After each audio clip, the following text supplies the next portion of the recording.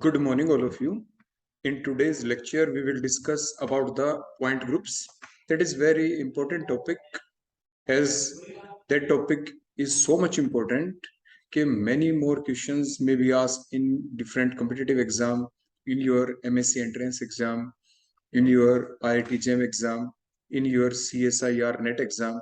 So that topic is very important. So let's discuss that topic. So what are point groups?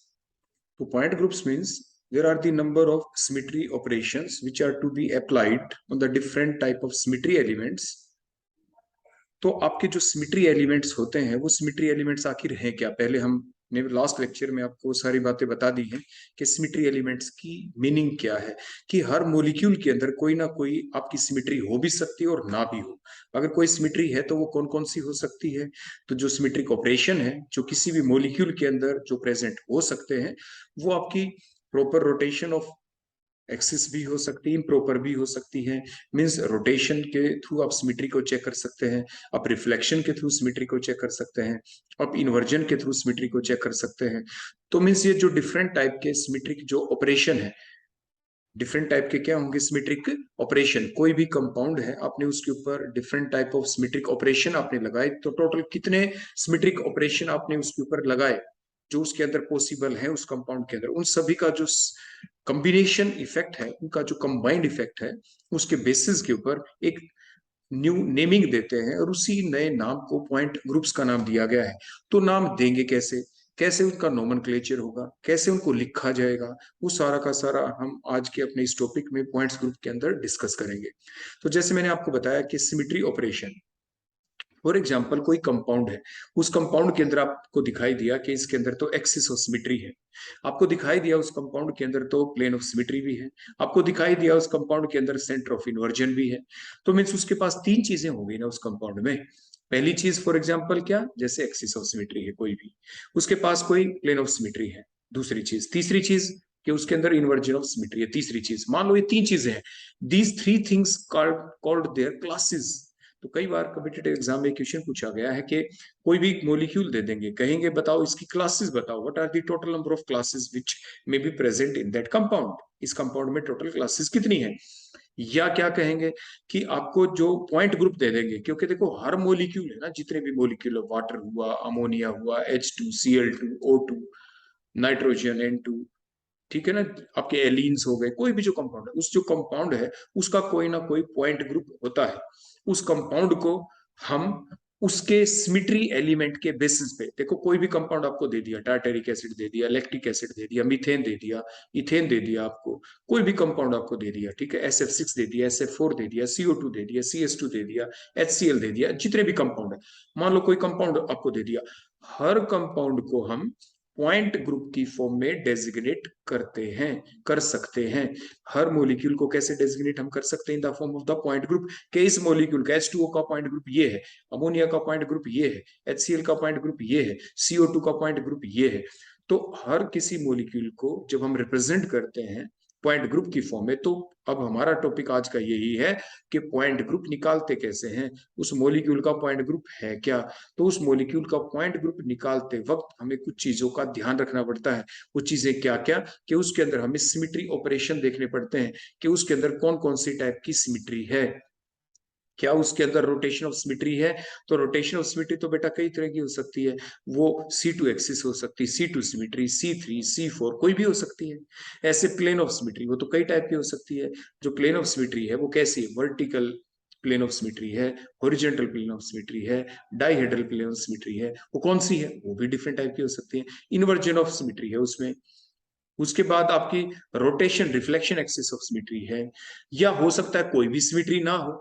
तो इन सारी बातों को ध्यान में रखते हुए ही हम किसी भी मॉलिक्यूल के पॉइंट ग्रुप की इंफॉर्मेशन प्राप्त कर लेते हैं, ऑब्टेन हम कर लेते हैं। क्लियर हो गया बेटा? तो मैंने आपको यहाँ पे दो ही बात बताई, पहली बात पॉइंट ग्रुप, और दूसरी बात आती है नंबर ऑफ क्लास।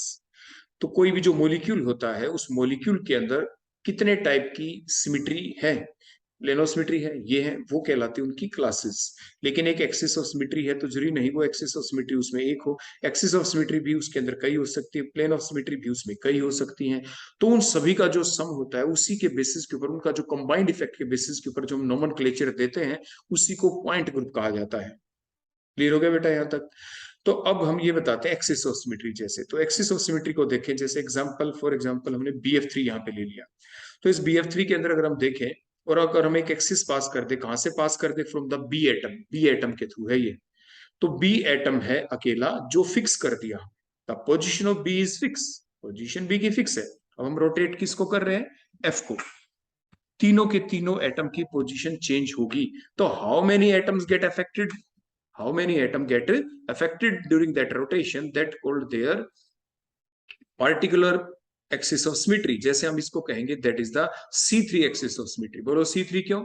क्योंकि जब हम ऐसा रोटेशन कर रहे हैं बी की पोजीशन तो फिक्स हो गई, उसके बाद क्या होगा? एक एफ दूसरे एफ की जगह जाएगा, दूसरा तीसरे की जगह, तीसरा उसकी जगह, वो मोलिक्यूल वैसा ही दिखेगा, इक्विवेलेंट कॉन्फ़िगरेशन होगी। कैसी होगी? Equivalent configuration. तो जब हम किसी पॉइंट के थ्रू, किसी एक्सिस के थ्रू जब हम मोलिक्यूल को रोटेट करते हैं और कितने डिग्री से उसको रोटेट करें, उसका एंगल ऑफ रोटेशन क्या है, तो उसके बेसिस के ऊपर हम उसकी क्या निकाल लेते हैं? Axis of symmetry. तो अब यहाँ पे आपने देखा that is the primary axis कहलाएगा, क्योंकि इस एक्सिस के थ्रू जो मैक्सिमम नंबर ऑफ जो एटम्स है उनकी क्या हो गई? रोटेशन हो गई। यहाँ पे देखो, आप शुरू में जब आप रोटेशन करेंगे बेटा 120 की करेंगे, पहली बार 120 की, फिर दोबारा 120 की करेंगे, उसके बाद फिर 120 की करेंगे, तो लास्ट में 3 बार आप करेंगे। एक बार 120 की तो जो ब्लू एटम है रेड की जगह देखो यहाँ पे आ जाएगा, रेड वाला वायलेट की जगह, तो वायलेट वाला ब्लू की जगह चला गया 120 पे। मींस मॉलिक्यूल वैसा ही दिख रहा है। तो ये कहलाती है इक्विवेलेंट कॉन्फ़िगरेशन। क्या कहलाती है? इक्विवेलेंट। क्लियर हो गया? फिर 120 की करेंगे फिर, यानी कहने का मतलब इस पॉइंट के ऊपर हमें 360 के ऊपर रोटेट करना है इसको। तो हम किसी भी मॉलिक्यूल को किसी एक्सिस के थ्रू 360 डिग्री पे रोटेशन करें तो कितनी बार वही सेम स्ट्रक्चर हमें दिखाई दी, तो वो उसका कहलाता क्या है? ऑर्डर। वो उसका क्या कहलाता है? ऑर्डर। तो यहाँ पे इसका ऑर्डर क्या होगा? 3 होगा, क्योंकि 3 बार वही स्ट्रक्चर हमें दिखाई देगी। 120 पे वैसा, फिर 120 पे, 120 120 20 240, फिर 120, फिर वैसे दिखाई दिया, 360 हो गया। तो 360 रोटेशन के बाद वो मोलिक्यूल वैसा का वैसा हमें कितनी बार दिखाई देता है? तो वो उसका an order of an order of axis of symmetry कहलाती है। जैसे BF3 का जो ये एक्सिस है, जो प्राइमरी एक्सिस, जहां पे अभी देखो हमने ये लिख दिया है, यहाँ पे ऑर्डर क्या हुआ? C3। So that is the C3 axis of symmetry. तो that is of higher order, इसकी हायर ऑर्डर हो गई। नहीं तो देखो हम ऐसा भी कर दें, हमने एक्सिस कैसा लिया? जो BF के थ्रू पास हो गया बेटा, देखो इस BF के थ्रू, देखो इसके थ्रू हम रोटेशन कर रहे हैं, यहां से देखो दिख रहा है रोटेशन। तो means the position of B become fix, the position of F become fix. B और एफ की तो पोजीशन हमने फिक्स कर दी, इसमें तो कोई चेंज नहीं है। तो कितने एटम की पोजीशन चेंज हो रही है? इन दो एफ की। एक ये वायलेट कलर वाला है, एक ये रेड कलर वाला है। रेड वाला वायलेट की जगह जाएगा, वायलेट वाला रेड की जगह जाएगा। ठीक हो गया? तो दो ही एटम की पोजीशन चेंज है। तो ये C2 है। मींस ऐसा कब होगा? जब 180 डिग्री की रोटेशन करेंगे। 180 डिग्री की आपने रोटेशन की, दोबारा फिर 180 की रोटेशन की, तो ये मॉलिक्यूल हमें यूं का यूं दिखाई देगा। लेकिन ऐसा कब? जब हम रोटेशन किसके थ्रू कर रहे हैं? दैट BF बॉन्ड को, BF बॉन्ड के थ्रू हमने रोटेशन कर दी। So that is called as the, बोलो क्या? आपकी C2 एक्सिस। और ये आपका सब्सिडरी एक्सिस कहलाता है। ये बेटा क्या कहलाएगा? आपका सब्सिडरी एक्सिस। तो देखो एक्सिस बेटा दो ही टाइप के होते हैं। पहला, first one is the primary axis and all other are the subsidiary axis. तो किसको कहें प्राइमरी एक्सिस? प्राइमरी एक्सिस वो होता है, प्राइमरी एक्सिस वो होता है जिसका जो एंगल ऑफ रोटेशन छोटा छोटा होता है। जैसे 120 120 120 पे किया, यहाँ पे जो रोटेशन है हमने बड़ी रोटेशन की 180 पे, तब हमें वो कॉन्ग्रेशन मिली। फिर 180 पे की, तो इसका किसका ऑर्डर ज्यादा है? तो इसका ऑर्डर बेटा क्या मिला? जब हमने प्राइमरी एक्सिस जो जिसको हमने कहा इसका ऑर्डर 3 है, तो C3 एक्सिस ऑफ रोटेशन है। इसका ऑर्डर बेटा क्या होगा? देयर ऑर्डर इज 2, इसका ऑर्डर 2 होगा। 180 फिर 180, 2 बार ही रोटेट करना पड़ा हमें। तो 360 की कंप्लीट रोटेशन के बाद वो स्ट्रक्चर हमें कितनी बार मिली, वो उसका ऑर्डर कहलाता है। तो अभी जो सब्सिडरी एक्सिस है BF बॉन्ड के थ्रू जो हमने रोटेशन की, तो वो स्ट्रक्चर हमें 2 बार वैसी दिखाई दी, 180 पे वैसी, दोबारा 180 पे वैसी। तो 360 पे तो रोटेट करना ही करना है। तो इसका क्या हो गया? C2 axis of symmetry. तो out of these whose order is higher? जो 120 पे जब रोटेट किया तो वो एक्सिस कैसा था, जिसमें सिर्फ एक ही एटम फिक्स हुआ था, that is a boron atom, सिर्फ बोरोन को फिक्स हुआ था, तो that is the primary axis. वो बेटा आपका कैसा हो गया, प्राइमरी एक्सिस। तो प्राइमरी एक्सिस कौन होता है, जिसका ऑर्डर हायर हो, और all remaining other called as the subsidiary axis. और जो और दूसरे ऑर्डर के जो एक्सिस होते हैं प्राइमरी एक्सिस के, वो हमेशा परपेंडिकुलर ही होते हैं। वो क्या होते हैं, परपेंडिकुलर। तो means all other axis that is the subsidiary axis are always perpendicular to the primary axis। वो प्राइमरी एक्सिस के क्या होंगे बेटा, परपेंडिकुलर होंगे। क्लियर हो गया इतना। अब एक बेसिक चीज देखो जो हमें ध्यान रखनी, डायरेक्ट कॉम्पिटिटिव एग्जाम में कई बार पूछी जाती है। मान लीजिए यहाँ पे आपने दो चीज देखी, देख ली ना आपने, तो प्राइमरी एक्सिस का ऑर्डर तो बेटा क्या हो गया, n इज इक्वल टू 3 हो गया यहाँ पे, और जो दूसरा ऑर्डर है सब्सिडरी एक्सिस, उसका ऑर्डर बेटा क्या हो गया, n इक्वल टू 2 हो गया। ठीक हो गया, तो C2 एक्सिस हो गई। तो अब हम C2 के बारे में बता रहे हैं, तो यहाँ पे C2 एक्सिस ऑफ सिमेट्री है या नहीं है, इस मॉलिक्यूल में BF3 में है। वो कैसे बनी, जब हमने रोटेशन किसके थ्रू की, जब हमने B और F को फिक्स कर दिया था, BF बॉन्ड के थ्रू हमने एक्सिस पास किया, तो जिसके थ्रू BF बॉन्ड की तो पोजीशन हो गई फिक्स, B की पोजीशन फिक्स, F की पोजीशन फिक्स, BF बॉन्ड वाले B और F की फिक्स, जो अदर दो थे उनकी पोजीशन ही चेंज हो रही है। क्लियर हो गया। तो अगर किसी मॉलिक्यूल में अगर C2 आपकी एक्सिस ऑफ सिमेट्री है, तो उस वक्त ये बात ध्यान रखनी है, वो क्या, अगर किसी मॉलिक्यूल में C2 भी था और कोई और भी है, जैसे C3 है या C4 है, और जो दूसरे थे ना C3 या C4, वो प्राइमरी एक्सिस बन गए, तो फिर C2 अगर है तो वो C2 कितने होंगे, तो C2 कितने होंगे, जो प्राइमरी एक्सिस का ऑर्डर है। तो means for example in that case C2 axis is present, देखो C2 इज प्रेजेंट, तो नंबर ऑफ C2 जो होंगे वो कितने होंगे, NC2, और n की वैल्यू यहाँ पे क्या होगी, the value of n here will be 3। तो बोलो कितनी हो जाएगी, 3, क्योंकि प्राइमरी एक्सिस का ऑर्डर 3 है।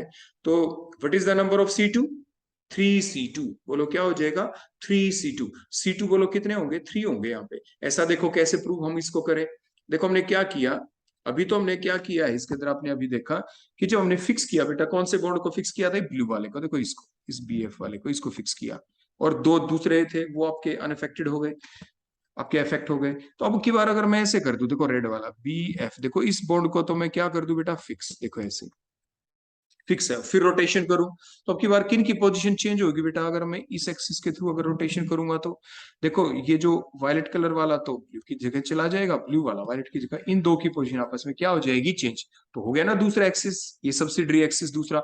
अभी जो हम आपको प्रूव कर रहे हैं कि जो C2 एक्सिस है वो 3 होंगे, क्योंकि प्राइमरी एक्सिस का ऑर्डर क्या था, 3 था, तो हमने बताया ना number of C2 will be 3C2, तो 3 को प्रूव कर रहे हैं, तो हो ही गया था पहले वाला, ये दूसरा ये हो गया। अब तीसरा कौन सा, देखो तीसरा ये, कि अगर हम इस BF को फिक्स कर दें, देखो यहाँ पे, और इस एक्सिस के थ्रू हम रोटेशन कर दें, देखो ऐसे, तो अगर ऐसे रोटेशन करेंगे तो क्या होगा, ये ब्लू और जो रेड वाला है, ये दूसरा वाला है, इनकी पोजिशन आपस में बेटा क्या हो जाएगी, इनकी आपस में चेंज, आपस में चले जाएंगे, तो ये तीसरा एक्सिस हो गया।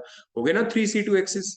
तो इस टाइप से नंबर ऑफ C2 एक्सिस को भी हमने देख लिया, लेकिन आगे से आप इस बात को ध्यान रखेंगे, डायरेक्ट एग्जाम में जब लिखना पड़े तो आप डायरेक्ट लिख देंगे। क्लियर हो गया। तो अभी तक आपने क्या देखा, हमने रोटेशन के बारे में देखा, कोई मॉलिक्यूल लेके जैसे BF3, तो उसमें प्राइमरी एक्सिस को हमने देखा क्या होता है, सेकेंडरी एक्सिस में सब्सिडरी एक्सिस क्या होते हैं वो हमने देखे, और अगर कोई C2 एक्सिस उसमें प्रेजेंट है तो C2 कितने होंगे, तो उनके बारे में हमने इंफॉर्मेशन ले ली।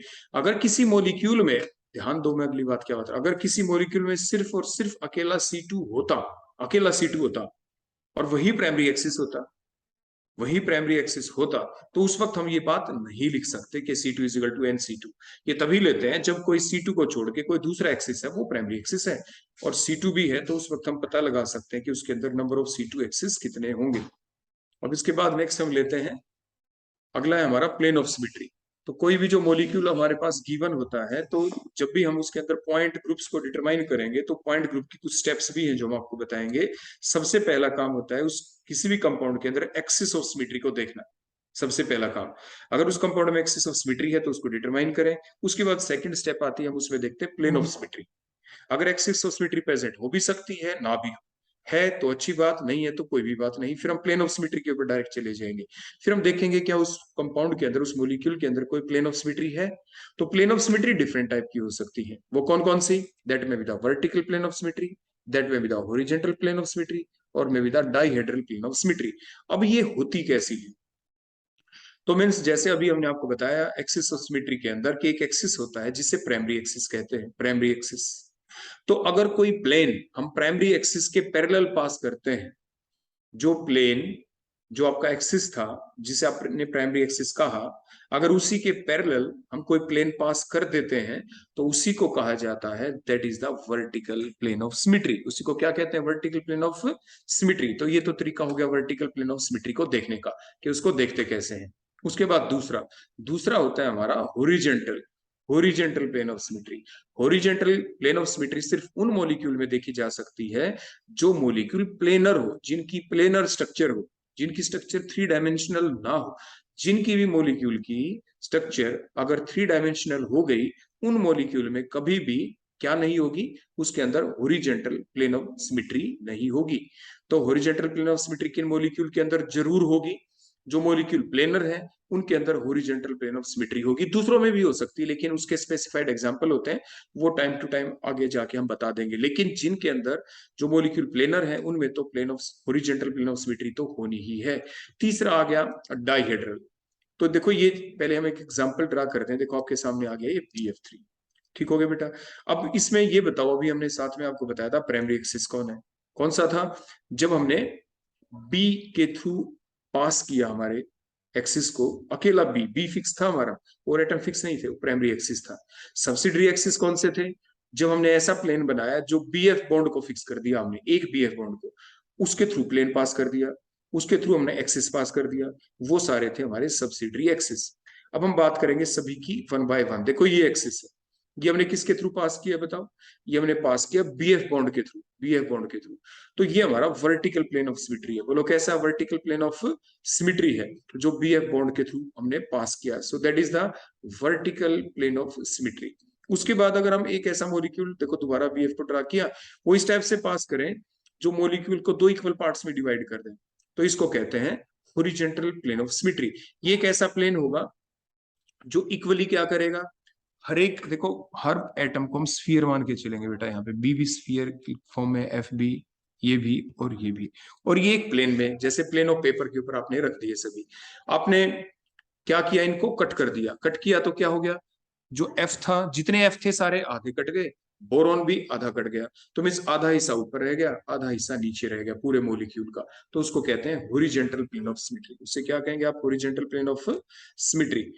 दूसरी चीज आपको ये ध्यान रखनी है कि जो हॉरिजॉन्टल प्लेन ऑफ सिमेट्री, इनके नंबर के बारे में आपको बताते हैं कि अगर किसी मॉलिक्यूल के अंदर horizontal plane of symmetry present है, हॉरिजॉन्टल प्लेन ऑफ सिमेट्री को बेटा हमेशा हम सिग्मा से रिप्रेजेंट करेंगे, वर्टिकल प्लेन ऑफ सिमेट्री को भी सिग्मा से रिप्रेजेंट करेंगे, डाइहेड्रल प्लेन ऑफ सिमेट्री को भी सिग्मा से रिप्रेजेंट करेंगे। लेकिन सिग्मा के आगे वी लगा दें, सिग्मा वी, तो vertical plane of symmetry. Sigma के आगे एच लगा दो, सिग्मा एच, जैसे हमने यहाँ पे लिख रखा है, तो ये क्या हो गया आपका? हॉरिजॉन्टल प्लेन ऑफ सिमेट्री को रिप्रेजेंट करता है। सिग्मा के आगे डी लगा दें तो डाइहेड्रल प्लेन ऑफ सिमेट्री को वो रिप्रेजेंट करेगा। तो अगला पॉइंट हमारा क्या है कि अगर किसी भी मॉलिक्यूल में सिग्मा एच प्रेजेंट है, सिग्मा एच कौन हो गया? Horizontal plane of symmetry. तो अगर सिग्मा एच प्रेजेंट है तो उस मॉलिक्यूल में सिग्मा वी प्रेजेंट हो भी सकती है, और हो सकता है सिग्मा वी प्रेजेंट ना हो। ऐसा भी हो सकता है सिग्मा वी प्रेजेंट ना हो। फिर आप कहेंगे सर ये बताओ कोई ऐसा एग्जाम्पल जो इन दोनों को सेटिस्फाई करता हो। पहले हम बताते हैं ये BF3 का ही। अब ये बताओ बेटा क्या इसमें सिग्मा एच है? बिल्कुल, क्योंकि BF3 तो प्लेनर मॉलिक्यूल है ना, तो इसलिए इसके अंदर कौन सी प्रेजेंट जरूर है? सिग्मा एच तो है ही। अब देखनी है कि इसमें आपकी वर्टिकल प्लेन ऑफ सिमेट्री है या नहीं। तो हमने क्या किया, देखो ये जो प्लेन देखो हमने पास कर रखा था ना, देखो ये BF बॉन्ड के थ्रू, देखो ऐसे, ये एक ऐसा प्लेन है, एक ऐसा इमेजिनरी प्लेन है जिसने मॉलिक्यूल को 2 इक्वल पार्ट्स में डिवाइड कर दिया। एक साइड में देखो ये BF रह गया, दूसरी साइड में ये BF हो गया ना, इक्वली पार्ट्स में डिवाइड। तो इसके अंदर वर्टिकल प्लेन ऑफ सिमेट्री भी प्रेजेंट है। अब आप कहेंगे सर ये तो ठीक हो गया कि हॉरिजॉन्टल प्लेन ऑफ सिमेट्री भी है इस मॉलिक्यूल में, वर्टिकल प्लेन ऑफ सिमेट्री भी है।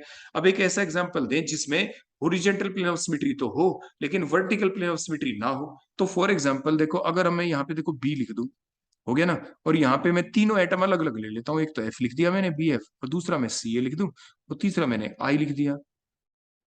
तो अब इसमें मैंने बताया था ना, हर एटम को आप स्फीयर मान के चलेंगे, देखो ऐसे स्फीयर स्फीयर स्फीयर। अब इसको मैं इस टाइप से काटूं कि एफ भी आधा, जैसे बॉल को बीच में से काट देना, उसके बीच में से जो डायमेट्रिकली आप उसको कट कर दें सेंटर के थ्रू, तो आधा पार्ट एक साइड में हो जाएगा, आधा एक साइड में चला जाएगा। इस टाइप से काटें आप कि आपके जो जितने भी एटम है, बी एक एफ एक Cl, ये सारे हाफ हाफ बीच बीच में से कट जाए तो आधा हिस्सा ऊपर रह जाएगा मॉलिक्यूल का, आधा नीचे, और दोनों एक जैसे हैं तो हम कहते हैं इसके अंदर हॉरिजॉन्टल प्लेन ऑफ सिमेट्री तो हो गई। लेकिन बी से जो 3 एटम अटैच है, एक फ्लोरीन कर दिया हमने, एक क्लोरीन कर दिया, एक देखो आयोडीन कर दिया, हम इसमें वर्टिकल प्लेन ऑफ सिमेट्री देखें तो देखो बेटा, अगर मैं देखो एक प्लेन पास कर दूं, देखो BF बॉन्ड के थ्रू, देखो ऐसे मैंने पास कर दिया आपके सामने, तो क्या इस प्लेन ने इस मॉलिक्यूल को 2 इक्वल पार्ट्स में डिवाइड कर दिया? नहीं किया, क्योंकि एक साइड में तो Cl रह गया, दूसरी साइड में I। तो मींस इस मॉलिक्यूल के अंदर vertical plane of symmetry possible हो ही नहीं सकती, क्योंकि इस जो सेंट्रल एटम था बोरोन, उससे तीनों के तीनों एटम हमने कैसे अटैच कर दिए? डिफरेंट। तो ये एक ऐसा एग्जांपल हो गया जिसमें डेल्टा H तो है लेकिन डेल्टा V क्या है आपका? अब्सेंट। तो दोनों एग्जांपल हो गए ना आपके सामने। BF3 कैसा था? जिसमें डेल्टा H भी है, डेल्टा V भी है।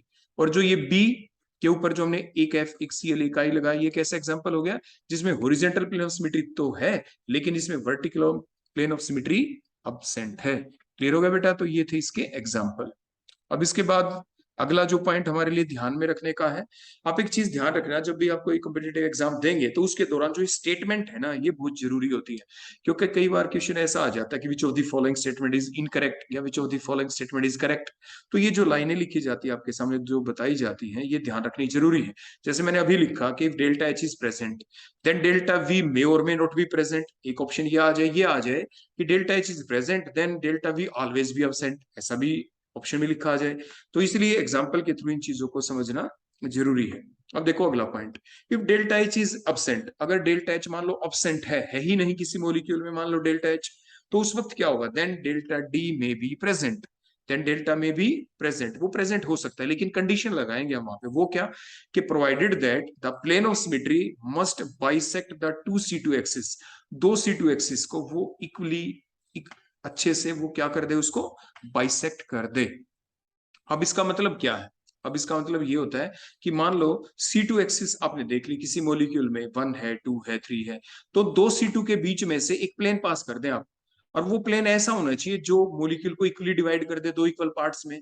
देखो दो C2 के बीच में से आपने एक लाइन पास कर दी, दो C2 के बीच में से एक लाइन पास कर दी। देखो जैसे मैं यहीं पे आपको बताता हूँ, देखो मैंने ये जो आपका BF जो एक्सिस है बेटा, ये कैसा हो जाएगा आपका? That is the C2। देखो ये C2 एक्सिस है बेटा, C2। ठीक हो गया? ऐसे ही देखो मैं दोबारा डायग्राम बनाता हूँ, ध्यान से देखना। ये BF3, ये BF3। अब की बार देखो मैंने यहां से इसको बना दिया C2 एक्सिस, देखो ये that is the C2 axis. कि अगर इसके थ्रू रोटेशन करूंगा तो भी इसके अंदर C2 एक्सिस ऑफ सिमेट्री है। ठीक हो गया? तो मीन्स ये दूसरे बॉन्ड वाला भी है। ऐसे ही मान लीजिए मैं तीसरा ड्रा कर देता हूँ आपके सामने, थर्ड वन। देखो ये BF, ये BF, ये BF। देखो तीसरा प्लेन भी देखो मैंने आपके सामने ड्रा कर दिया, ये C2 एक्सिस हो गया, ये भी कैसा हो गया? C2 axis. तो कहने का मतलब क्या है, जो BF3 है उसमें तीनों जो BF बॉन्ड है ये सारे कैसे हैं? ये सभी के सभी आपके C2 एक्सिस है। तो क्या अब हम कोई ऐसा प्लेन पास कर सकते हैं इसके अंदर? आप ध्यान से सोचो कि वो दो C2 एक्सिस को क्या करता हो? कट करता हो। दो C2 एक्सिस को वो क्या करता हो? कट करता हो, और मोलिक्यूल को इक्वली भी डिवाइड कर देता हो। तो देखो आप ध्यान से देखो, मैं ये सारी चीजें जो मैंने अभी ड्रा की थी, एक मिनट में इनको क्लियर कर दूं यहां से।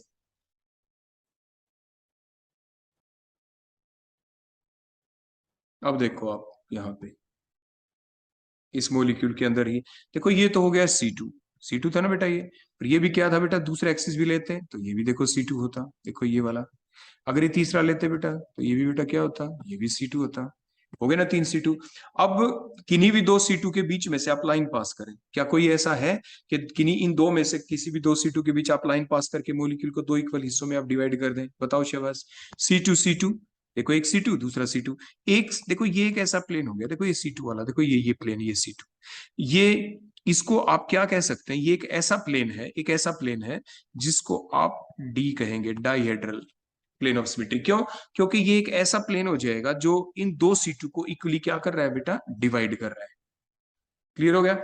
ऐसे ही अगर मैं दूसरे के थ्रू ले लू, देखो यहां से, देखो ये ऐसे, देखो ये वाला, ये एक ऐसा प्लेन हो जाएगा, देखो डेल्टा D, जो इस दो C2 को इक्वली डिवाइड करता है, इनके बीच में से पास हो गया और मॉलिक्यूल को दो इक्वल पार्ट्स के अंदर डिवाइड कर देता है।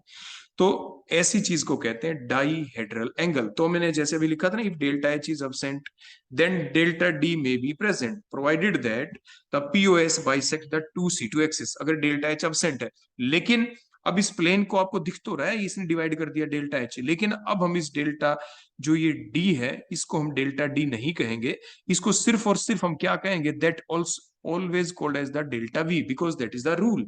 मैंने अभी क्या बताया कि अगर डेल्टा एच आपका प्रेजेंट है तो आप उस वक्त जो भी दूसरा प्लेन होगा उसको आप डेल्टा वी कहेंगे, डेल्टा वी हमेशा, उसको आप कभी भी डेल्टा डी नहीं कहेंगे अगर डेल्टा एच है तो। अगर डेल्टा एच इज अब्सेंट, अगर डेल्टा एच अब्सेंट है तो उस वक्त आप जो डेल्टा वी है उसको आप डेल्टा डी कह देंगे, उसको आप डेल्टा डी ही कहेंगे। ये ध्यान रखना, ये बेसिक फैक्ट है आपका। तो सबसे पहले आपको क्या ध्यान रखना जरूरी है कि डेल्टा एच है या नहीं, मतलब हॉरिजॉन्टल प्लेन ऑफ सिमेट्री है या नहीं। हॉरिजॉन्टल प्लेन ऑफ सिमेट्री तो है, तो उस वक्त आपके पास जो दूसरा प्लेन ऑफ सिमेट्री होगी वो सिर्फ और सिर्फ डेल्टा वी होगी। लेकिन अगर डेल्टा एच अब्सेंट है तो उस वक्त आप डेल्टा वी देखें, डेल्टा वी हो गया आपके पास, फिर डेल्टा डी की कंडीशन भी देखें। अगर वो कंडीशन पूरी होती है तो उस वक्त आप डेल्टा वी को डेल्टा डी कह सकते हैं। तो ये बेसिक चीज आप जरूर ध्यान रखेंगे। क्लियर हो गया बेटा यहां तक? तो ये था about the plane of symmetry के बारे में। तो इनके ऊपर क्वेश्चन आपके घुमा फिरा के कॉम्पिटेटिव एग्जाम में काफी बार आते हैं, तो इसलिए ध्यान से, जैसे मैंने अभी आपके सामने लिखा, इन चीजों को एग्जैक्टली आप नोट डाउन कर लेना अपनी कॉपी के अंदर, क्योंकि ये क्वेश्चन ऐसे ही आने होते हैं। पहली बार जब आप ये टॉपिक को पढ़ते हैं तो आपको थोड़ा जोर लगेगा, लेकिन नेक्स्ट टाइम आप दोबारा जब इसी लेक्चर को सुनेंगे, ये मैं आपके पास भेज दूंगा ना रिकॉर्ड करके, तो फिर आपको वो दिक्कत नहीं आएगी। क्लियर हो गया बेटा यहां तक? ठीक है। अब देखो कुछ बातें और बताते हैं, बेसिक फैक्ट है। अगला पॉइंट है कि जो मैंने अभी बताया उसको उसके साथ कनेक्टेड है। अगर किसी मॉलिक्यूल के अंदर, अभी आपने एक चीज क्या सीखी थी, आपने ये सीखा था कि किसी भी मॉलिक्यूल के अंदर अगर प्राइमरी एक्सिस C2 से अलग है तो उस वक्त आपके C2 कितने होते थे, Nc2। बोलो कितने होते थे, Nc2। तो कहने का मतलब क्या है, अगर किसी मॉलिक्यूल में C2 या तो होंगे, नहीं होंगे तो Nc2 होंगे। सिमिलरली किसी भी मॉलिक्यूल के अंदर अगर C2 है तो उसके अंदर वर्टिकल प्लेन ऑफ सिमेट्री या तो होगी ही नहीं, अगर है तो कितनी होगी, वो होगी 2 सिग्मा वी। बोलो कितनी होगी, 2 सिग्मा वी। दो वर्टिकल प्लेन ऑफ सिमेट्री होंगी। That is these are the basic fact. ये फैक्ट है, आप करके भी देख सकते हैं। दूसरा पॉइंट, और सिग्मा वी की जो वैल्यू होती है किसी मॉलिक्यूल में वो जीरो भी हो सकती है। जीरो मींस कि उस मॉलिक्यूल के अंदर वर्टिकल प्लेन ऑफ सिमेट्री है ही नहीं, या उसके अंदर वर्टिकल प्लेन ऑफ सिमेट्री की वैल्यू 1 भी हो सकती है, 2 भी हो सकती है, एंड सो ऑन 3 भी हो सकती है। तो ये बात आप ध्यान रखेंगे, क्योंकि एग्जाम में कई बार ये चीजें आती है, what will be the number of delta V, vertical plane of symmetry की वैल्यू कितनी हो सकती है, दैट में बी द 0, दैट में be the 1 2 3 and so on, वो कितनी भी हो सकती है। लेकिन अगर किसी मॉलिक्यूल में C2 है और वर्टिकल प्लेन ऑफ सिमेट्री है तो उसके अंदर कितनी होंगी, 2 सिग्मा वी ही होंगी, फिर वो जीरो नहीं होगी। अगर C2 नहीं है तो 0 सिग्मा वी हो सकती है। तीसरा पॉइंट, किसी भी मॉलिक्यूल में या तो हॉरिजॉन्टल प्लेन ऑफ सिमेट्री होगी ही नहीं, अगर होगी तो 1 होगी। हॉरिजॉन्टल प्लेन ऑफ सिमेट्री किसी मॉलिक्यूल में एक से ज्यादा हो ही नहीं सकती, क्योंकि एक ऐसा प्लेन जो मॉलिक्यूल को दो इक्वल हिस्सों में डिवाइड कर दे, क्योंकि हर एटम को हमने स्फीयर माना है, तो स्फीयर को आधा आधा काटना है और सारे स्फीयर को आधा आधा काटना है, वो सिर्फ कब पॉसिबल हो सकता है, जो मॉलिक्यूल प्लेनर हो। तो उसमें सिर्फ वो एक ही तो प्लेन हो सकता है जो सभी एटम को इक्वली बीच में से कट कर दे। That plane may be maximum of only 1, और वो भी उन मॉलिक्यूल के अंदर जो कि मॉलिक्यूल प्लेनर हो, औरों में तो ऐसा संभव भी नहीं। तो जो हॉरिजॉन्टल प्लेन ऑफ सिमेट्री की जो वैल्यू है, जो डेल्टा एच की वैल्यू है, या तो वो 0 होगी या 1। 0 1 का मतलब मीन्स उस मॉलिक्यूल में या तो हॉरिजॉन्टल प्लेन ऑफ सिमेट्री है ही नहीं, अगर है तो वो एक ही होगी। तो ये बात भी ध्यान रखेंगे। अगला पॉइंट डेल्टा एच के बारे में, कि डेल्टा एच हमेशा ही डेल्टा बी के परपेंडिकुलर होता है। ये भी ध्यान रखना कि जो वर्टिकल प्लेन जो होता है, वर्टिकल प्लेन ऑफ सिमेट्री का जो प्लेन होता है, वो हमेशा ही हॉरिजॉन्टल प्लेन के क्या होता है, परपेंडिकुलर होता है, 90 डिग्री के ऊपर होता है। वो कभी भी एक दूसरे के पैरेलल नहीं होते। अगला फैक्ट आप ये ध्यान रखेंगे। क्लियर हो गया बेटा यहां तक? अब अगला पॉइंट हम ले लेते हैं सेंटर ऑफ सिमेट्री के बारे में, जिसको इन्वर्जन ऑफ सिमेट्री भी कहा जाता है। जैसे एक एग्जांपल हम ले रहे हैं, देखो ये आपने ऑर्गेनिक केमिस्ट्री में, स्टीरियो केमिस्ट्री में आपको सिखाया जाता है। ये डायगोनल ड्रा कर दिया, मींस कार्बन कार्बन के बीच सिंगल बॉन्ड है। उसके बाद वन बॉन्ड, देखो हमने CH दिखा दिया, दैट इज डाउनवर्ड डायरेक्शन में। उसके बाद ये second OH on the right hand side, H on the left hand side. ऐसे ही ये था फ्रंट कार्बन एटम। जो पॉइंट नंबर 3 जो हमने लिखा है दैट इज द, जो हम डॉट से भी शो करते हैं, that is the front carbon atom. उसके बाद रियर कार्बन एटम जो नंबर 2 से रिप्रेजेंट हमने कर रखा है। उसके बाद वो बॉन्ड जो अबोधी प्लेन था, देखो हमने CH दिखा दिया जो ऊपर की तरफ था। उसके बाद ये OH लेफ्ट हैंड साइड में हमने दिखाया, राइट हैंड साइड में हमने H को दिखा दिया। अब हमें इसमें चेक करना है कि इसमें सेंटर ऑफ सिमेट्री है या नहीं है। तो बिल्कुल जो सेंट्रल पॉइंट है वहां से 180 डिग्री के ऊपर टू अपोजिट डायरेक्शन में आप चले जाएं। देखो कोई भी आप एक पॉइंट चूज कर लें, उस पॉइंट से आपको 180 डिग्री के ऊपर टू अपोजिट डायरेक्शन में जाना है और टू द सेम डिस्टेंस पे जाना है। कि 180 डिग्री अगर आप चलते हैं राइट हैंड साइड में 1 सेंटीमीटर, तो बिल्कुल उसके ऑपोजिट चले आप 180 डिग्री के ऊपर दूसरी डायरेक्शन में, और वो भी 1 सेंटीमीटर। और वहां पे इक्वल डिस्टेंस के ऊपर जाने से अगर आपको सेम एटम दिखे, सेम ग्रुप दिखे, तो उस मॉलिक्यूल के अंदर सेंटर ऑफ सिमेट्री है। ऐसा हमें हर डायरेक्शन में करना है, ऐसा हमें हर डायरेक्शन में करना है। ये नहीं कि आपने देखा कि जैसे इसके अंदर आप ये कहते हैं कि सर देखो हमने ये CH को तो देख लिया, देखो इस पॉइंट सेंट्रल पॉइंट से चले 1 सेंटीमीटर ऊपर की तरफ चले तो CH है, और ऑपोजिट चले बिल्कुल तो वहां पे भी CH है। नो, और बचे हुए सभी ग्रुप्स को आपको ऐसे ही देखना है। फॉर एग्जाम्पल हम दूसरी साइड में चलते हैं, OH को देख, H को देखा, देखो इक्वल डिस्टेंस पे चले, H है लेफ्ट हैंड साइड में, राइट साइड में भी कौन है? H। हो सकता है यहाँ पे दोनों डायरेक्शन में H ना होता, एक जगह H होता, दूसरी जगह आपका Cl होता, तो आप ये कहते हैं कि इस मॉलिक्यूल के अंदर सेंटर ऑफ सिमेट्री नहीं है। ये नहीं कि CH तो आपके ऑपोजिट में है सर, वहां पे तो देखो CH तो था ना। नो, हर एटम के बारे में ऐसा ही होना चाहिए। हर एटम इक्वी डिस्टेंट पे प्रेजेंट होना चाहिए, डायगनली प्रेजेंट होना चाहिए, ऑपोजिट डायरेक्शन में प्रेजेंट होना चाहिए, इक्वल डिस्टेंस के ऊपर प्रेजेंट होना चाहिए।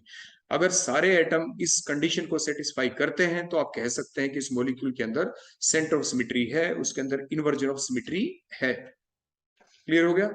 उसके बाद करते कैसे इन्वर्जन ऑफ सिमेट्री को? हम इस मॉलिक्यूल को अगर 180 डिग्री के ऊपर रोटेट कर दें, अगर हम इस मॉलिक्यूल को 180 डिग्री के ऊपर रोटेट कर देते हैं, तो हमें अगर सेम मॉलिक्यूल मिल जाए, जैसा आप दिख रहा है वैसा ही दिखे दोबारा 180 डिग्री के ऊपर रोटेट करने के बाद, तो हम कहेंगे कि उस मॉलिक्यूल के अंदर सेंटर ऑफ सिमेट्री है। तो ये सेकंड कंडीशन होती है एंगल के बेसिस के ऊपर देखने की। क्लियर हो गया? अब दूसरा देखो, आप ये ऑर्बिटल बना दिया जो आप फिजिकल केमिस्ट्री में पढ़ते हैं ना, S orbital, P orbital, D orbital. अब S में देखो, देखो आपके सामने डायग्राम है, इसका सेंट्रल पॉइंट है। तो आप इसमें इक्वल डिस्टेंस के ऊपर जाएं, राइट या लेफ्ट, ऊपर नीचे किसी भी डायरेक्शन के ऊपर, तो आपको सेम आइडेंटिटी मिलती है। तो इस मॉलिक्यूल के अंदर क्या है? इसके अंदर क्या है? सेंटर ऑफ सिमेट्री है। तो एस जो ऑर्बिटल होता है, क्योंकि इसकी शेप स्फेरिकल होती है, तो इसके अंदर सेंटर ऑफ क्या है? सिमेट्री है। उसके बाद तो जिसके अंदर सेंटर ऑफ सिमेट्री होती है उसे आप गैरेड कहते हैं, GERADE, उसके साथ आप G लगाते हैं। अगर सेंटर ऑफ सिमेट्री ना हो तो उसके साथ आप U लगाते हैं, अनगैरेड आप उसको कह देते हैं। नेक्स्ट आप इसको देखें, डी को, जो डी है आपका, इसमें देखें सेंट्रल पॉइंट से आप इक्वी डिस्टेंट चले दोनों डायरेक्शन में, राइट में चले तो भी पॉजिटिव साइन मिला, लेफ्ट में चले तो भी पॉजिटिव साइन मिला। ऐसे अप डाउन देखो, अगर आप अप चले तो पॉजिटिव नेगेटिव मिला, डाउन चले तो नेगेटिव मिला। तो मींस सेम आइडेंटिटी मिली ना आपको एट द इक्वी डिस्टेंस चलने के बाद, from a particular point, from a particular fix point से आप अपोजिट डायरेक्शन में चले और आपको सेम आइडेंटिटी मिलती है, सेम ग्रुप मिलते हैं, सेम एटम मिलते हैं, तो आप कहते हैं कि उस मॉलिक्यूल के अंदर सेंटर ऑफ सिमेट्री है, उसके अंदर इन्वर्जन ऑफ सिमेट्री है। अगर किसी भी मॉलिक्यूल में सेंटर ऑफ सिमेट्री होती है, इन्वर्जन ऑफ सिमेट्री होती है, तो जब भी आप उसके पॉइंट ग्रुप लिखेंगे, आगे मूलिकन सिंबल भी आपको सिखाएंगे, तो उसके लिए आप G वर्ड यूज कर सकते हैं कि इसके अंदर G है, ये गैरेड है। अगर उसके अंदर सेंटर ऑफ सिमेट्री नहीं है तो आप कहेंगे कि ये जो मॉलिक्यूल है ये अनगैरेड है। ये चीज आप ध्यान रखेंगे। नेक्स्ट कुछ बेसिक बेसिक बातें जो अभी तक हमने आपको बताई। आप ये बताएं ई का मतलब क्या होता है? कैपिटल ई का मतलब, ई का मतलब होता है आइडेंटिटी। क्या होता है? Identity element. आइडेंटिटी का मतलब अगर कोई मॉलिक्यूल है, फॉर एग्जांपल मैं आपके सामने खड़ा हूं और मैं अपने आप को 360 पे घुमा दूं, 360 का मतलब घूम के बिल्कुल वैसा का वैसा आपके सामने आ गया, तो उसको कहते हैं आइडेंटिटी एलिमेंट। उसको कैपिटल ई से रिप्रेजेंट करते हैं। तो आइडेंटिटी एलिमेंट हर मॉलिक्यूल में होती है, कोई भी हो, एनीथिंग। अगर आप उसको 360 डिग्री पे रोटेट कर देंगे तो जैसा वो पहले आपको दिख रहा था वैसा ही तो दोबारा दिखेगा। तो मीन्स वो कौन सा है सिमेट्री एलिमेंट है जो कि हर मॉलिक्यूल के अंदर प्रेजेंट होता है। आपसे एग्जाम में पूछा जाए तो किस ऑप्शन के ऊपर आप टिक करेंगे? आप ई के ऊपर टिक करेंगे, कैपिटल ई, जिसे आइडेंटिटी एलिमेंट कहते हैं। कई बार कैपिटल आई से भी कुछ बुक्स के अंदर लिख देते हैं, लेकिन आमतौर पे केमिस्ट्री वाली बुक्स में हम ई से ही उसको रिप्रेजेंट करते हैं। ठीक हो गया? तो ये इन ई, जो ई है आपका, उसके अंदर रोटेशन अगर हम 360 की कर दें तो what will be the change occur in the X Y और Z axis? No change will occur in the X Y Z axis. अगर हम जो आपके कोऑर्डिनेट्स होते हैं, 3 कोऑर्डिनेट एक्स वाई और जेड, अगर हम वो मान लो मैं आपके सामने ड्रा कर दूं, देखो मैंने ड्रा कर दिया किसी एक को, जैसे जो टॉप है मान लीजिए इसको हमने जेड कह दिया, इसको एक्स कह दिया, इसको वाई कह दिया। अब मैंने इसको 360 के ऊपर रोटेट कर दिया। मान लो जेड वाले को आप 360 के ऊपर रोटेट करते करते करते करते करते करते आ गए, दोबारा वो तो वहीं पे पहुंच गया जहां पे था। ऐसे ही एक्स भी जहां पे था वहीं पे पहुंच गया। तो देखो हमने रोटेशन की 360 की, तो जैसे हमने ये 360 की रोटेशन की, रोटेशन करने के बाद जेड जहां पे था ये वहीं पे है, एक्स जहां पे था ये वहीं पे है, वाई जहां पे था ये वहीं पे है। तो means there occurs no change in the position of the X Y and the Z axis. जो ग्रुप्स हैं, जो एक्स एक्सिस के ऊपर, वाई एक्सिस के ऊपर, जेड कोऑर्डिनेट के ऊपर जो भी ग्रुप वहां पे प्रेजेंट था वो वहीं पर है, अब भी वहीं पर है। There occurs no change in their position along the x y and z axis। तो दैट कॉल्ड द ई, वो ई की सेंस होती है। क्लियर हो गया इतना? और जिसके अंदर ई होता है उसे C1 भी कहते हैं। जैसे अभी हमने आपको सिखाया ना axis of symmetry. Axis of symmetry क्या था? एक्सिस ऑफ सिमेट्री का कोई ऑर्डर था। ऑर्डर का क्या मतलब था कि कोई मॉलिक्यूल है, उसको जब आपने रोटेट किया 360 के ऊपर, रोटेट करते करते चले 90 पे पहुंचे थे, वैसा ही दोबारा दिख गया। फिर 90 पे चले, फिर वैसा ही दिख गया। फिर 90 पे चले, फिर वैसा ही दिख गया। फिर 90 पे चले, फिर वैसा ही दिख गया। 4 बार 90 हो गए ना, 90 फोर जा 360, तो दोबारा 360 तक आप पहुंच गए करते करते। तो जब आपने उस मॉलिक्यूल के अंदर 360 की रोटेशन की, तो वही जो इक्विवेलेंट कॉन्फ़िगरेशन थी वैसी हमें 4 बार दिखाई दी। कितनी बार दिखाई दी? 4 बार। तो 4 बार दिखाई दे तो आप कहते थे उसके अंदर C4 एक्सिस ऑफ सिमेट्री है। लेकिन आपने ऐसा किया, 120 पे रोटेट किया तो वैसी दिखी। तो 120 पे फिर किया मींस 240 हो गया, फिर वैसी दिखाई दी। फिर 120 पे किया, फिर वैसी दिखाई दी, मींस 360 की होगी ना कंप्लीट रोटेशन। तो आप कहते हैं उसमें 3 C3 rotation of axis of symmetry है। अब ये C1 का क्या मतलब है? C1 का मतलब है मॉलिक्यूल आपको कोई दिख रहा है, आपने उसको रोटेट किया 1 डिग्री 2 डिग्री, वैसा का वैसा नहीं दिखा। 90 डिग्री, फिर 120 डिग्री, 150 डिग्री, 160, 170, 180, फिर वैसा दिखा। मतलब 360 की रोटेशन आपने की ना पूरी, घुमाते घुमाते, फिर 200 ऐसे ऐसे करते करते दोबारा पूरी 360 की रोटेशन के बाद ही आपको वैसा दोबारा दिखता है। बीच में वैसा आपको एक बार भी नहीं दिखाई दिया, तो आप कहते हैं उस मॉलिक्यूल के अंदर C1 एक्सिस ऑफ सिमेट्री है। और C1 का मतलब ई ही होता है, मीन्स उसके अंदर आइडेंटिटी एलिमेंट है। तो कौन ई के इक्वल होता है? C1 ई के इक्वल होता है। तो C1 is always equal to E, capital ई।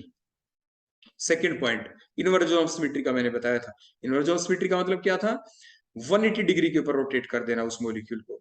तो जिसके अंदर इन्वर्जन ऑफ सिमेट्री है, देखो कोऑर्डिनेट के बेसिस के ऊपर आपको मैं समझा रहा हूं। एक एक्सिस को मैंने जेड मान लिया, दूसरे को देखो एक्स मान लिया, एक को मैंने मान लो वाई मान लिया। एक्स वाई जेड आपके एक्सिस हो गए। अब मैंने इसके ऊपर रोटेशन कर दी, देखो 180 डिग्री की, देखो 180।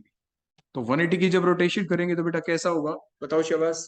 180 का मतलब अपोजिट, जो X become X dash, Y become Y dash, और जेड बिकम जेड डैश। होते हैं ना इसके जो पॉजिटिव और नेगेटिव साइड होती है।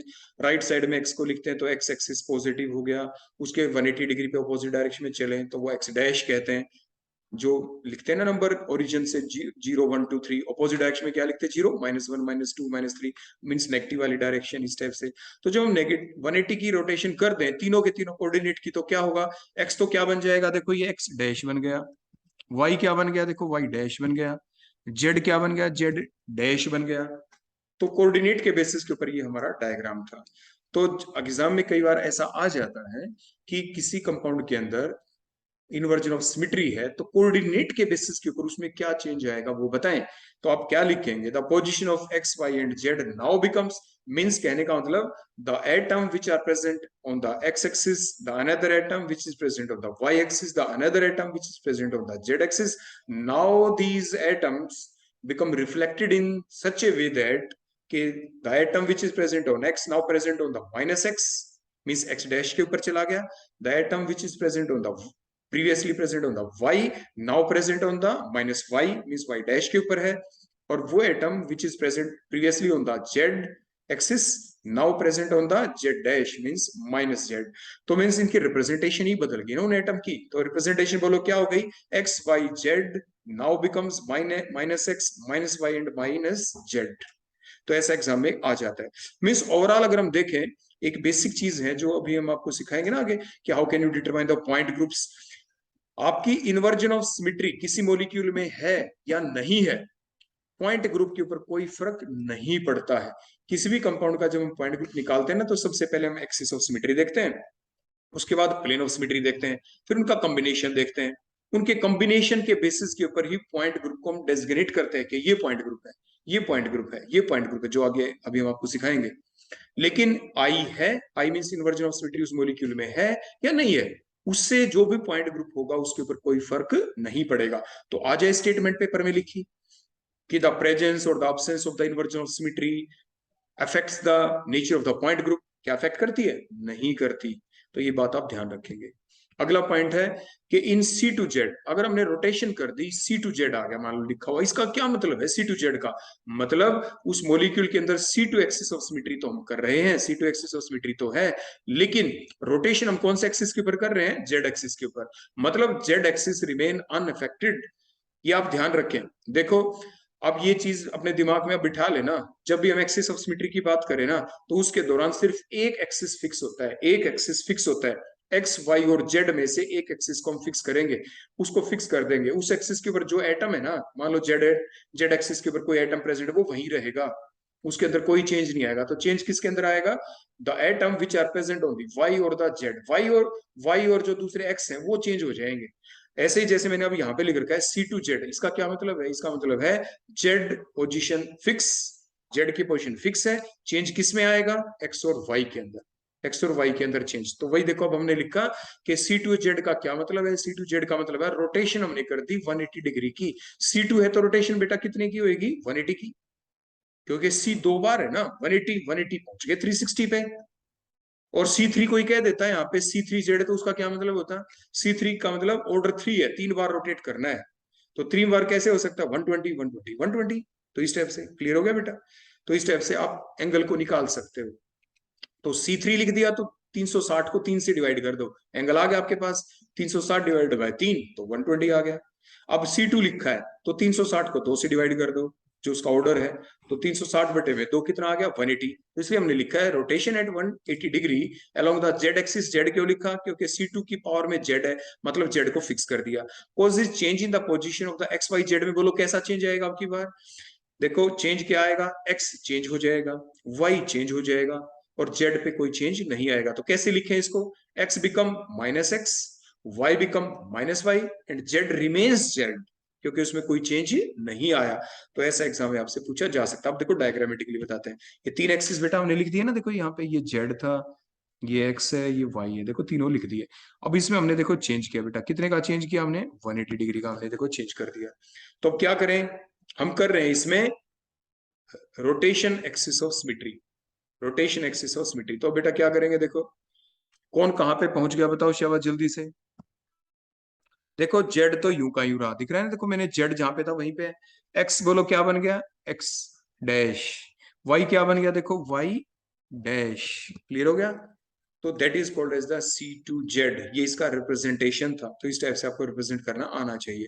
तो किसी भी मॉलिक्यूल के अंदर एक चीज आप ध्यान रखें, देखो अगली चीज मेन जो बता रहे पॉइंट ग्रुप के लिए बहुत इंपॉर्टेंट है। अगर किसी भी मॉलिक्यूल में C2 है, इफ एनी मॉलिक्यूल है C2, किसी मॉलिक्यूल में C2 है और वो C2 एक से ज्यादा है, ये और ध्यान रखना, अगली बात मैं बता रहा हूं। If any of the molecule है C2 and this C2 are greater than 1, अगर वो C2 बेटा क्या है? This C2 are greater than 1, वो एक से ज्यादा है, तो उस वक्त जो पॉइंट ग्रुप है ना, उसको हम D से रिप्रेजेंट करेंगे, कैपिटल D से, कैपिटल D से, अदरवाइज C से रिप्रेजेंट करेंगे। मैंने क्या बताया फिर ध्यान रखो, किसी भी मॉलिक्यूल में या तो C2 होगा ही नहीं, अगर है तो ये देखो क्या वो एक से ज्यादा है। अगर वो एक से ज्यादा है तो आप पॉइंट ग्रुप को जब भी डेजिग्नेट करोगे कैपिटल D से करेंगे, कैपिटल D लिखेंगे आप। अगर C2 एक से ज्यादा नहीं है, मान लो C2 तो है लेकिन वो एक से ज्यादा नहीं है, तो उस वक्त आप पॉइंट ग्रुप की स्टार्टिंग जो करेंगे वो कैपिटल C से करेंगे। तो ये बहुत ही इंपॉर्टेंट है, क्योंकि जितने भी पॉइंट ग्रुप आप पढ़ेंगे अब आगे जाके, most of the point group के अंदर या तो आपको स्टार्टिंग में C लिखा मिलता है या आपको कैपिटल D लिखा मिलता है। तो वो कैसे देखें? हम C लिखें, D लिखें, सो that is the point here. Clear हो गया? उसके बाद अगला, अब अगला पॉइंट आ जाता है कि S2 के बारे में, जो improper rotation of axis of symmetry होता है। तो देखो S का मतलब क्या है? जो हम S लिखते हैं, S का मतलब होता है रोटेशन फॉलोड बाय रिफ्लेक्शन।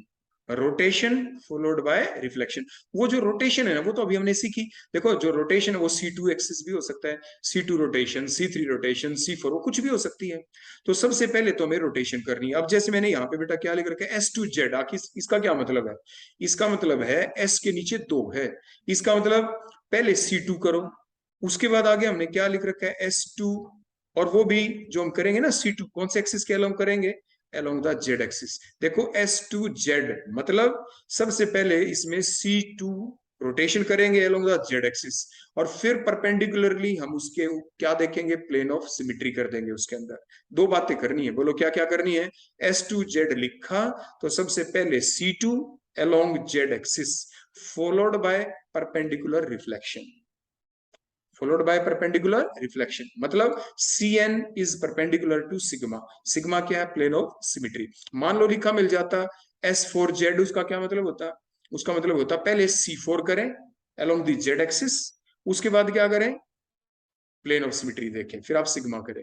तो that is the sense, that is the complete sense of S2Z। Exam में लिखा मिल सकता है कि S2Z का मतलब बताएं, ऑप्शन में लिखा आ जाएगा तो आप क्या लिखेंगे? S2Z का मतलब C2Z perpendicular to sigma, that is the single meaning. कि मींस पहले C2Z किया और उसके बाद परपेंडिकुलरली हमने क्या देखा? Plane of symmetry.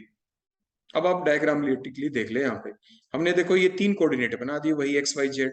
तो जो 3 कोऑर्डिनेट हमने बना दिए, एक का नाम जेड रखा, एक का एक्स, एक का वाई, देखो ये हमने नाम रख दिए। अब क्या करें बेटा? सबसे पहले अभी ये S2Z का मतलब पहले C2Z करो। C2Z तो अभी ऊपर हमने सिखाया ही था, मींस सेम डायग्राम बनेगा। देखो बन गया ना, Z remain Z, Y dash remain Y, sorry X become X dash, और वाई बिकम वाई डैश। हो गया ना? उसके बाद अब क्या करना है? परपेंडिकुलर प्लेन लाओ। देखो ये प्लेन हमने ड्रा कर दिया, ये प्लेन है हमारा। प्लेन का मतलब जैसे आप शीशे के सामने खड़े होते हैं ना मिरर में, आप कैसे दिखते हो, तो ये मतलब है इस प्लेन का। अब इसके बाद क्या होगा? नजदीक की चीज नजदीक दिखाई देंगी, दूर की चीज दूर दिखाई देंगी। अब देखो, और वो भी परपेंडिकुलरली हमें देखना है, तो बीच में प्लेन लिया। आप देखो कैसे दिखाया, देखो जेड इन्वर्ट हो गया ना ये, और एक्स डैश और वाई डैश की पोजीशन क्या रही हमारी? देखो ये एच सच रही, यहाँ पे जेड देखो हमने इन्वर्ट होते हुए दिखा दिया। तो अब अगर आप ध्यान से देखेंगे पहले कोऑर्डिनेट्स को और जो फाइनल कोऑर्डिनेट बन गया, बोथ आर सेम, दोनों बिल्कुल सेम हैं, बिल्कुल एक जैसे हैं दोनों के दोनों। क्यों? देखो ध्यान से, ब्लू के बाद कौन सी लाइन आ गई? रेड। देखो ब्लू के बाद रेड आ गई, रेड के बाद बेटा कैसी आ गई? ग्रीन आ गई। आगे ना उसी सिमेट्री के अंदर क्लॉकवाइज पोजीशन उनकी सेम है, तो मीन्स हमें सेम मॉलिक्यूल ऑब्टेन हो चुका है। तो इसको कहते हैं S2Z। इसे आप क्या कहते हैं? S2Z। दूसरी चीज, S2 जो होता है that is always equal to I। किसी भी मॉलिक्यूल में अगर S2 है तो that is always equal to I, वो I के इक्विवेलेंट होता है। किसी भी मॉलिक्यूल के अंदर अगर C2 है, किसी मॉलिक्यूल में अगर C2 एक्सिस ऑफ सिमेट्री भी है और उसमें S2 भी है, तो फिर क्या होगा?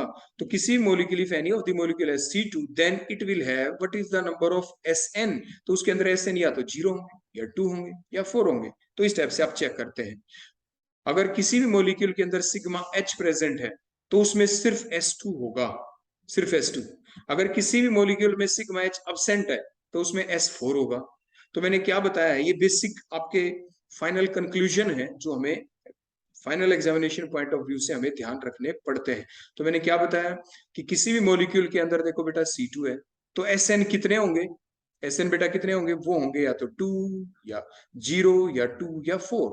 उसके बाद अगर उस कंपाउंड के अंदर हॉरिजॉन्टल प्लेन ऑफ सिमेट्री है, सिग्मा H भी है, तो उसके अंदर सिर्फ S2 होगा।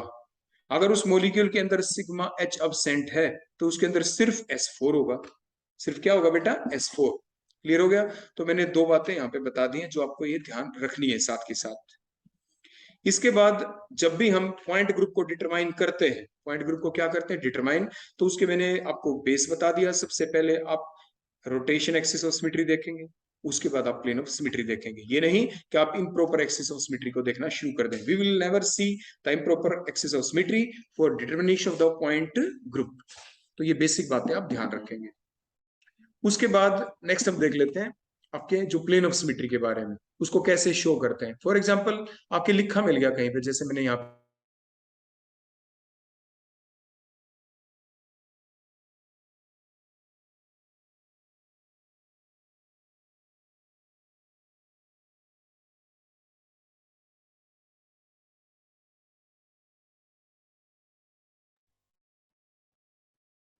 हमने यहाँ पे लिख रखा है सिग्मा एक्स जेड। तो सिग्मा एक्स जेड का क्या मतलब है?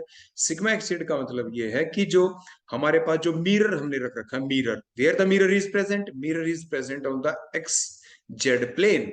एक्स जेड प्लेन के ऊपर मिरर रखने का मतलब क्या है? Any of the atom, any of the group which is present on the X axis और the Z axis, their position will not be change. उनकी पोजिशन चेंज नहीं होगी, क्योंकि वहां पे तो हमने मिरर रख रखा है। तो फिर कौन से एटमों की पोजीशन चेंज होगी? जैसे मैंने लिखा सिग्मा एक्स जेड, तो एक्स और जेड के ऊपर मिरर रखा है, तो वाई एक्सिस बच गया, तो वाई एक्सिस के अंदर आएगा चेंज, उनकी पोजीशन में आएगा चेंज। और जब मिरर रखते हैं तो क्या होता है? मिरर रखते हैं तो जो चीज हमारे नजदीक है वो दूर दिखाई दे जाती है, 180 डिग्री के ऊपर अपोजिट। तो हमारे जो कोऑर्डिनेट है उनको कैसे रिप्रेजेंट करें? फॉर एग्जाम्पल, हमने यहाँ पे लिख दिया, देखो ये एक्स वाई और जेड उसी टाइप से, देखो ये एक्स है, ये वाई है, और ये जेड हम देखो हमने लिख दिया। अब हमने प्लेन को कहां पे रख दें? बोलो, मिरर को कहां पे रख दें? एक्स जेड प्लेन के ऊपर, एक्स और जेड, देखो ये एक्स और जेड के ऊपर। तो एक्स और जेड में नो चेंज। देखो जेड यूं का यूं रहा, एक्स यूं का यूं रहा। चेंज सिर्फ किस में आएगा? वाई के अंदर, वो भी कितना? 180 डिग्री के ऊपर। देखो Y now become Y dash, देखो वाई डैश बन गया।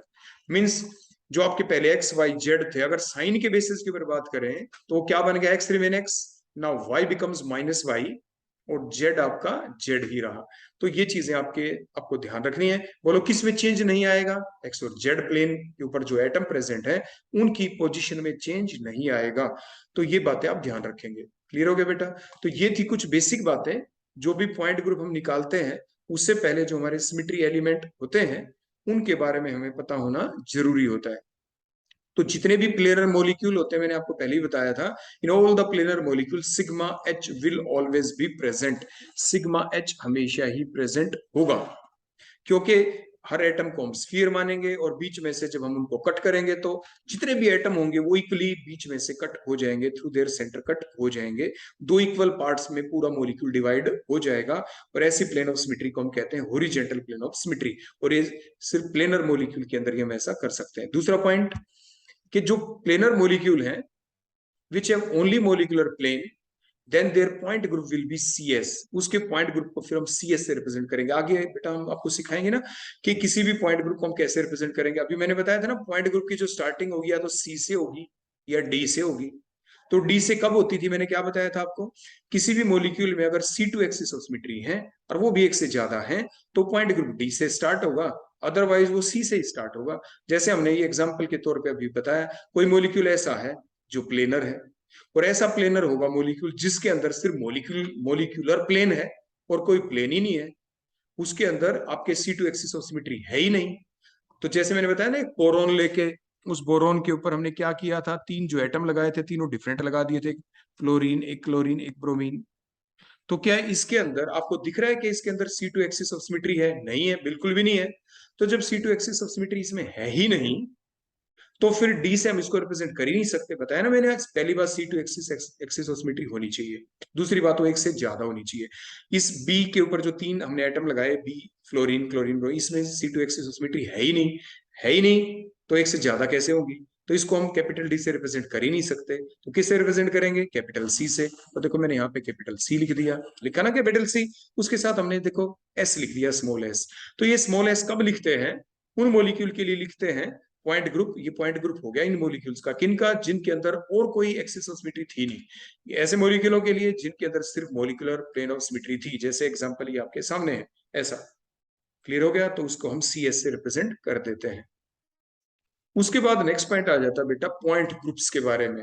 अब पॉइंट ग्रुप्स होते क्या क्या हैं, कितने टाइप के होते हैं, उनका कैसे हम पता लगाते हैं? तो कैसे हम उनका पता लगाएं, कितने टाइप के होते हैं? तो ये जो बेसिक बातें अभी आपको सिखाई गई, इन्हीं बातों को ध्यान में रखते हुए हम पॉइंट ग्रुप को आपको इन डिटेल में आगे समझाएंगे। तो ये चीज हम करेंगे बेटा अपने नेक्स्ट लेक्चर के अंदर।